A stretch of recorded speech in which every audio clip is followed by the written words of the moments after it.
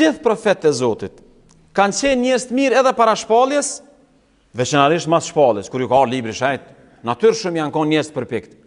Po të gjithë janë kanë njerëz të mirë edhe para shpalljes. Madje kulmi i profetëve është vetë Muhamedi alayhis salam, 40 vjet njeriu më i mirë në Mekë. Dhe kjo ka një domethënie. Kjo ka një domethënie. Pse ka një domethënie?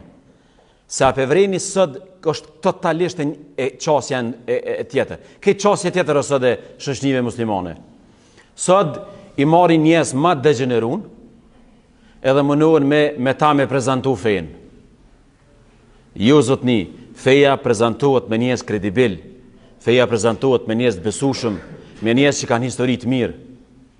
Tash më thot dikush për juve, hoxha s'kan drejt ata mu pendu, jo bet dera e pendimit është e qelë gjithë. Edhe nëse i ka bo krejt zezat e botës, shqyqyr që u pendu, krejt jina në regull këtu.